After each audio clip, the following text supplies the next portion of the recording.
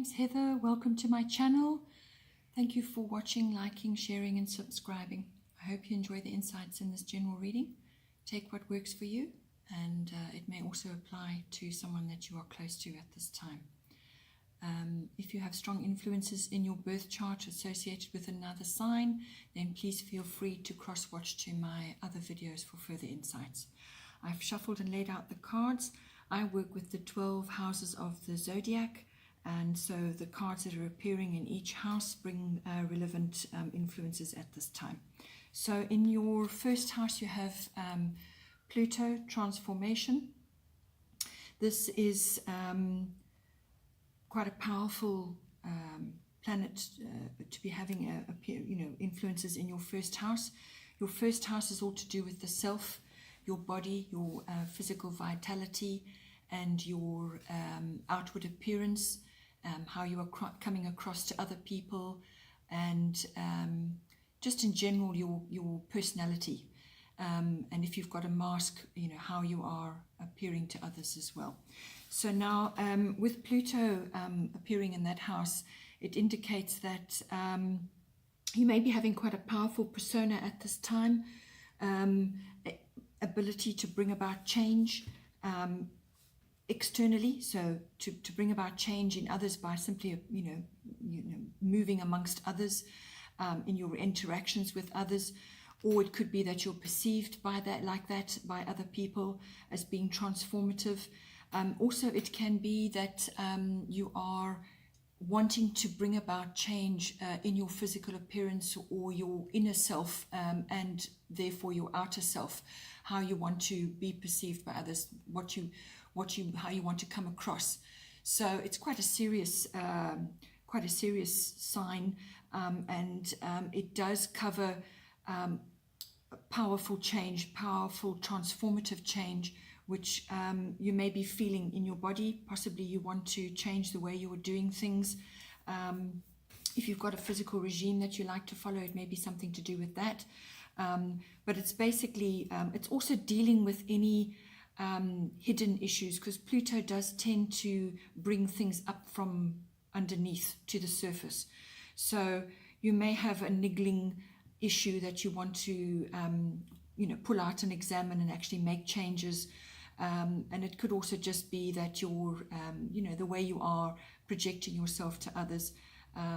You need to harness the transformative aspects of Pluto. It can also come across as quite ruthless, so just be aware of all of those aspects in how you are moving forward in the world, how you are projecting yourself outward. Then in the second house you have Black Moon Lilith, and this card is the darkest. It represents the darker side of the feminine. It's also mystery and magnetism and so on. So it could also be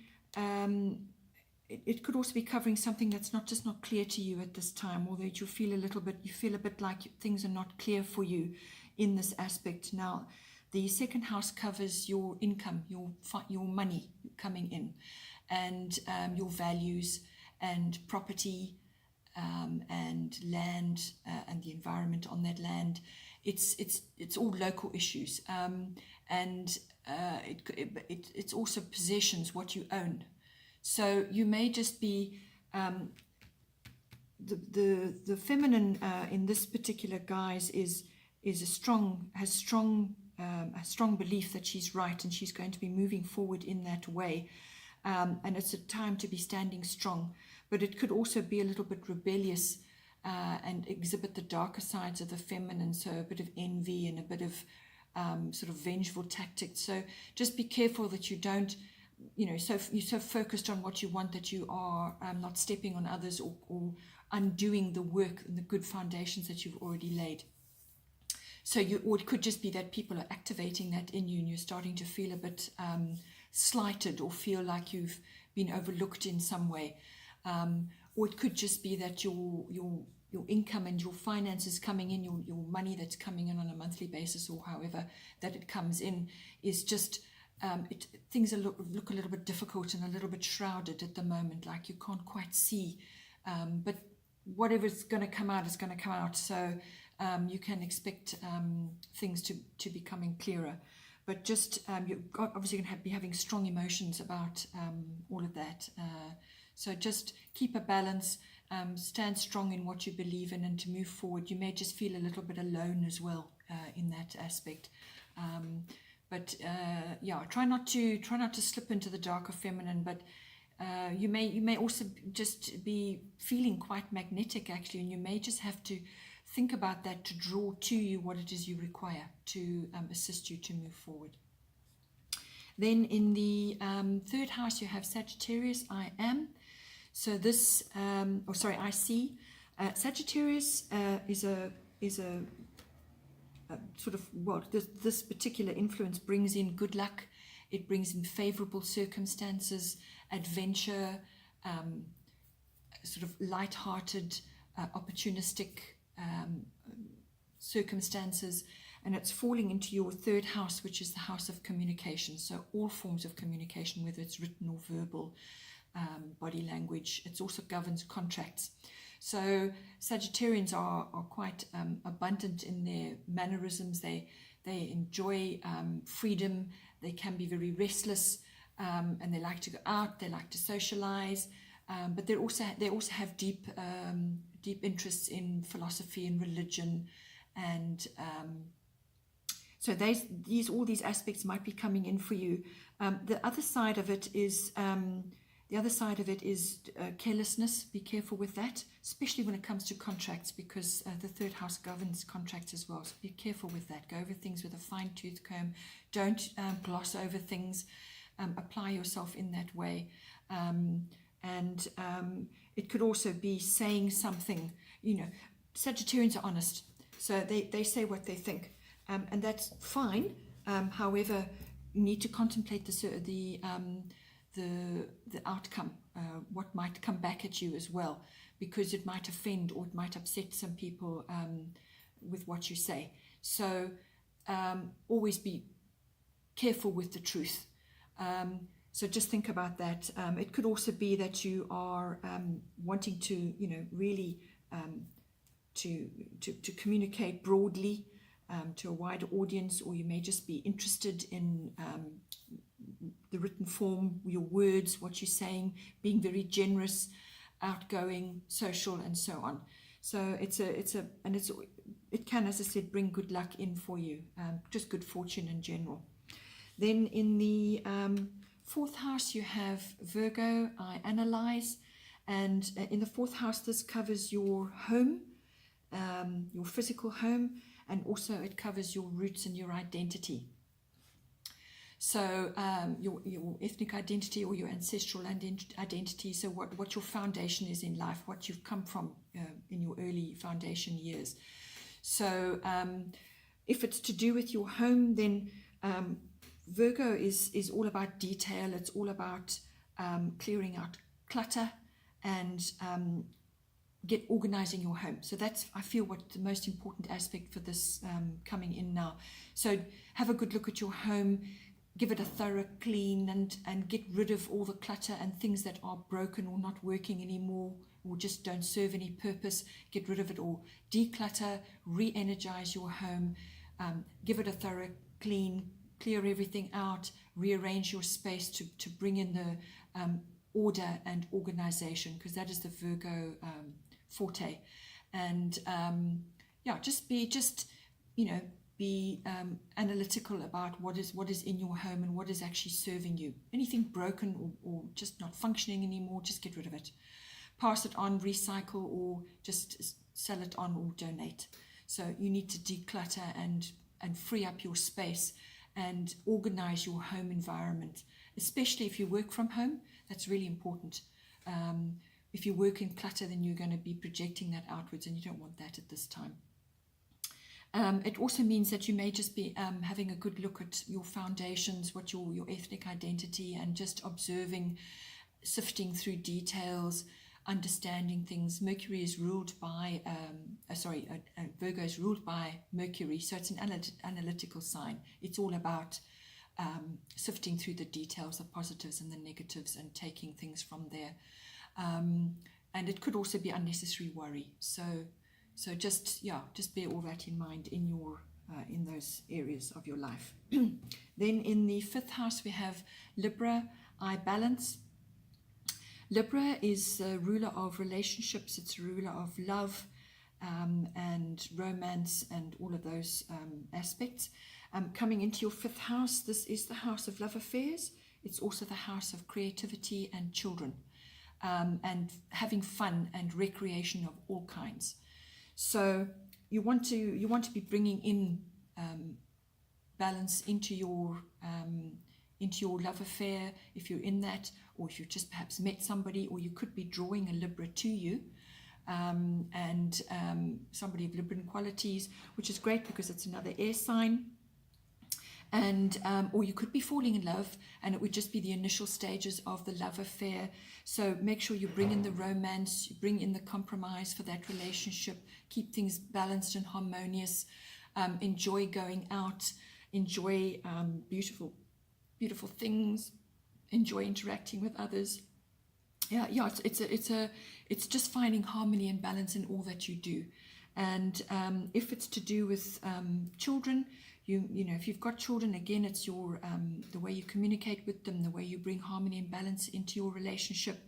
They may be approaching the arts in some way. They may be embarking on artistic studies of some kind, because Libra is ruled by Venus. So they could be having met a person that they enjoy being with, and the start of a love affair. So it's experiencing that either through your children, or you bringing it into your relationship with them. And it's bringing negotiation in if there's issues to be balanced, negotiation, harmony, working towards a solution. And it could also be you may have to make a decision of some kind in one of those areas. So that's your creativity, or your home, or your children, issues around that, and recreational activities.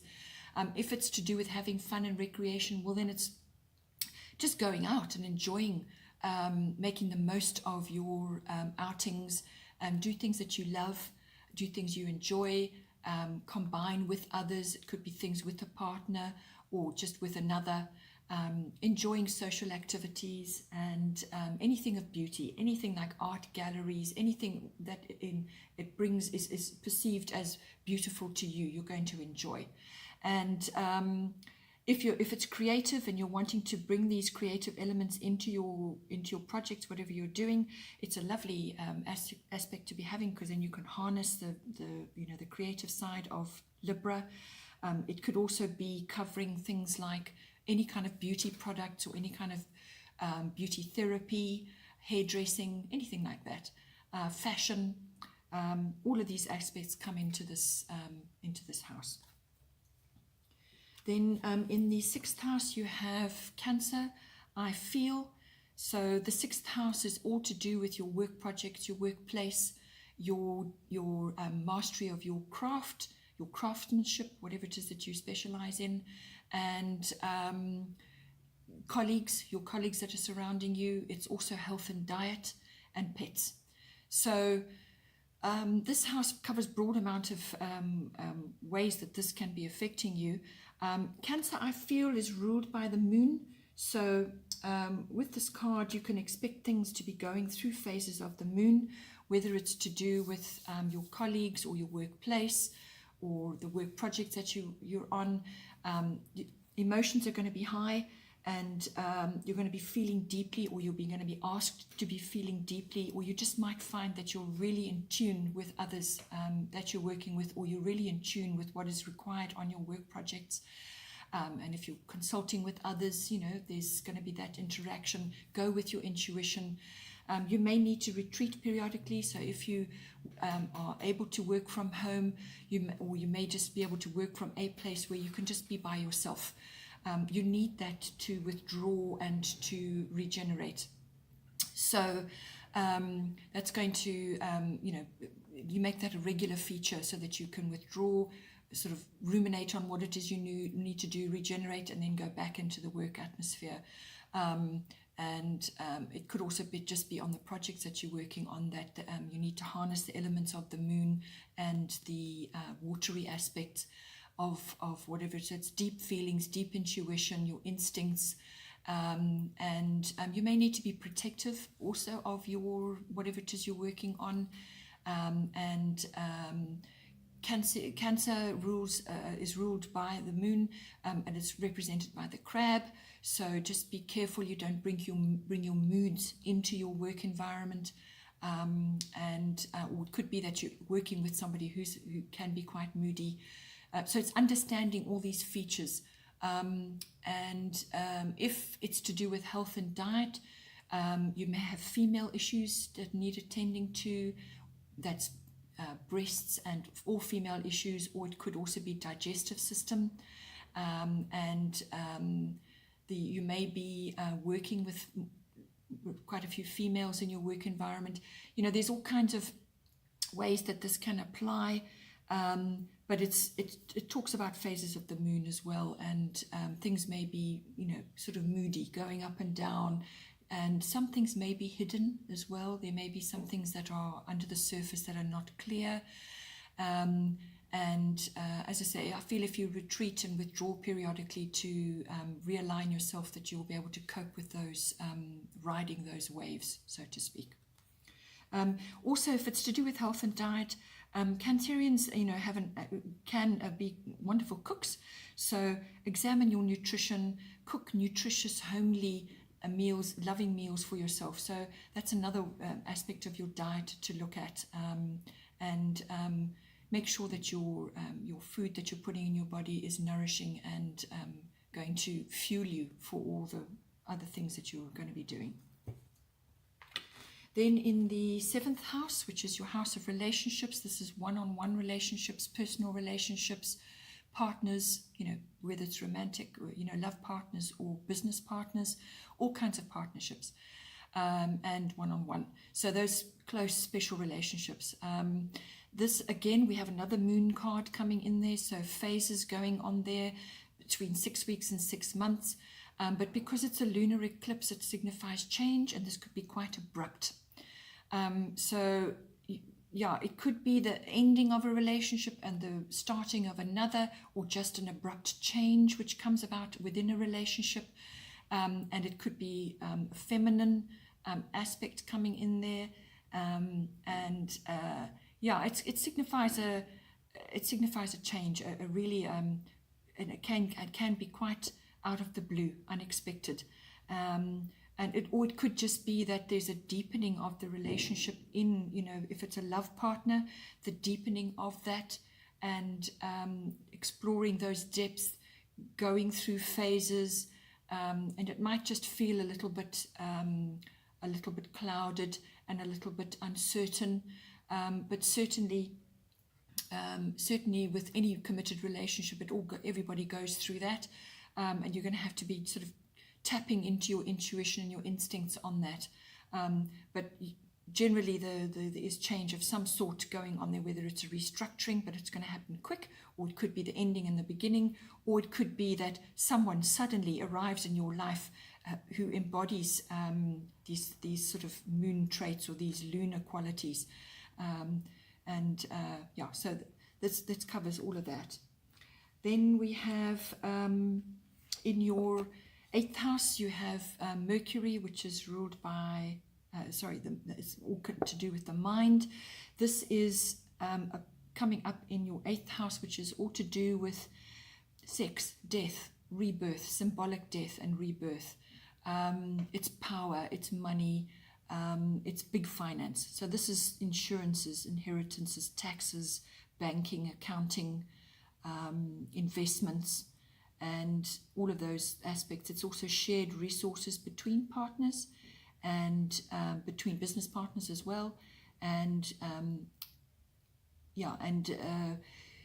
it can cover other people's money as well. So if you are managing other people's money, or in your position where you are doing that, you're going to have to apply your analytical abilities. So that's the mind, the full faculties there, to whatever it is that's going on.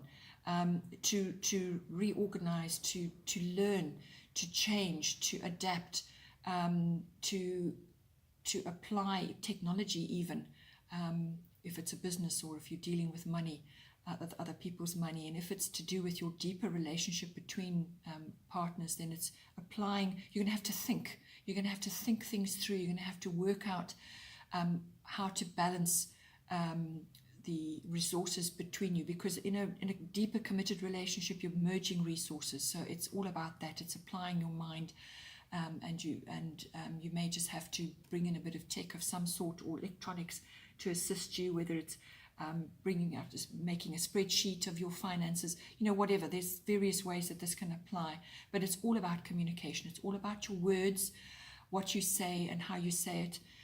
It could also be quick decisions, having to make quick, rapid decisions, thinking on your feet. There could also be a little bit of trickery going on there. So just be careful when it comes to, especially with other people's money or circumstances where there's large amounts at stake. There could be a little bit of uncertainty or something going on that you're not 100% aware of.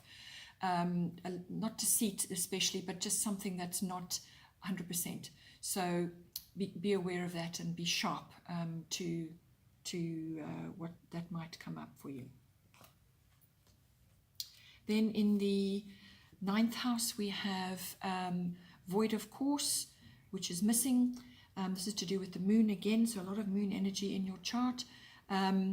This is, the 9th house is all about international travel, anything foreign, being exposed to foreign cultures or import-export, dealing with foreign cultures, foreign people from other countries. It could be something, a business that you're involved in, it has international connections.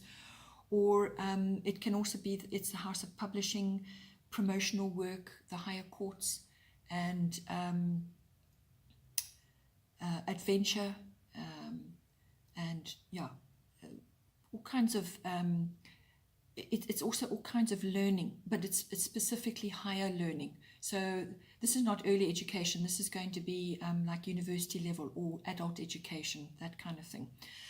So now void of course, the moon, when it goes missing, it sort of goes blank when it's passing between two signs. And it's not a good time to be making a decision in any one of those factors I've brought up. It's not a good time to be making a decision. Wait a bit, and then, sort of wait sort of a week or so, maybe a bit longer, until you feel some kind of indication to move forward. Because at this time, things just they're not going to work out. Whatever it is you're going to put in place, it's not a good time to be launching new things and to be starting new things.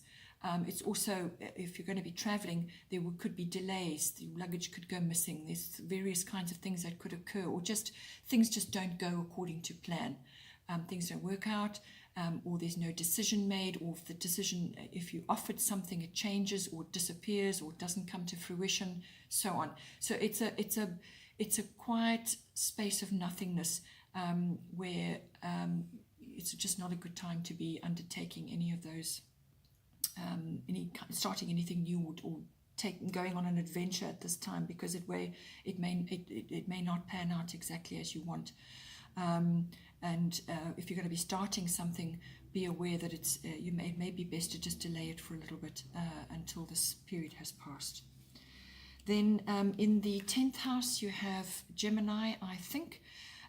This is more air energy again, ruled by Mercury. This is your house of career, and it's your house of public status and your reputation and fame.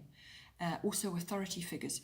So you could be, because it's Gemini is the twins, you could be contemplating two courses of action and being unable to decide between them, or you could be juggling two things, or you could be required to bring in again the mental faculties into your career and apply yourself from that point of view. So it's thinking, it's analyzing, it's sifting through, it's making decisions. It's may even be quick decisions. It's bringing in technology and electronics into that as well. You could be changing from one career to another, and it involves electronics or technology of some sort. Or it could be that you are required to communicate more in this new position, or you may be required to communicate more in order to move yourself forward in your chosen path. But it's all about the mental faculties, what you say, and how you back it up. You may have to talk yourself into something or out of something. It's that kind of energy. It's gift of the gab, even. It could also be saying something out of turn and then having to deal with the consequences. So just be aware of that. The Gemini energy isn't a deep emotional energy. It's a rational reasoning, all the air qualities, applying the mind, but also just sifting through the negatives and the positives and moving forward. But it's quick, swift action. Then in the 11th house, you have Leo, I will. So this house deals with all your friendships, your networks and groups and clubs and associates that you have, or associations that you're members of. And it's you're moving through those different areas of your life, or you could be experiencing various aspects through friendships and through your associates and so on. So Leo it's creative, it's spontaneous, loves to be in the limelight. You may be in the limelight for some reason, or as part of your club, where your rewards, you're receiving sort of notice over your talents or your abilities or something you've created, or just your general demeanor in those environments. But it's warmth, it's creativity, it's love of life, it's also honor and strength, and it's ruled by the sun. So it's all those sunny, warm qualities. You may be required to bring that into your friendships now as well. It's generous, it's being an individual, it's uniqueness. And it could also be that the downside would be craving attention, wanting to be the center of attention, wanting to always hog the limelight and so on. So just balance that. But it's also, it may be bringing your spirit and your force into, your life force into your networks and your friendships and the people that you're dealing with, your groups and your clubs, just how you are in that, and pushing yourself forward into the limelight. Perhaps it's an opinion or a course of action that is being voted on, and everybody's got to put in their bit to, so you may have to just step into that role. It's also creativity, but it's also going out, having fun, nightclubs, music concerts, and all kinds of activities. It's also the stage, and so on. Then we have, in your 12th house, you have Chiron, healing. So the 12th house is the house of the subconscious. It's the house of healing, spiritual wisdom, mysteries, mysticism, meditation, retreat, withdrawal, solitude, reflection, seclusion, all of those things. It's also your, there's quite a lot of karma in this house, karmic inheritance. And it also deals with drugs and addictions and escapism of all kinds. So the higher aspect is obviously reaching spiritual heights, delving into mysticism, working on deep healing, and exploring all of those aspects, and also finding the connection to the divine through solitude and reflection, and maybe just going on a nice retreat. But whatever it is, Chiron is all about healing our wounds, and it's wisdom through pain. So it may be really examining your unconscious beliefs and your unconscious wounds, or the wounds that you know about, you just don't ever deal with, or you don't ever really look at. It's going into that and actually bringing that out for healing, because it's time now. And you won't really make much progress on many other issues in your life if you're not actually going to review that. So if you can't do it yourself, you don't feel happy to do it yourself, then seek others who can assist you with that. So whether that's going on a retreat or withdrawal where there are therapies going on, or observation of various issues through the whatever's being offered on the retreat. It's examining the unconscious drives and what goes on. And if it's a surface issue, for instance, so an unconscious belief gives rise to an addiction, dealing with that, or just dealing with your own personal pain. It could also be that you may be visiting hospitals and other institutions with others and your experiences there. Seeing what goes on there and what you experience in those facilities. It could also just be other kinds of institution, whether it's a library or a university or a prison even, or a government department of some sort. But it could be going through various types of channels with another or with others, or going there yourself for whatever reason. Yeah, it's a good opportunity to examine your personal wounds, or to see how other people are progressing with their healing. But it's an opportunity to find healing in yourself and to see others experiencing healing. And it could also be that you are, maybe it's medicine, so finding medicine to assist you with certain things, but it's also exploring other types of alternative therapies, chiropractic, and various types of healing modalities. It's just, finding what works for you, and working on our own, sort of clearing out the closet and kind of a declutter as well. Right, well, that's your chart. Thank you for joining me, and I wish you well for the rest of the month, and I will see you next time. Take care.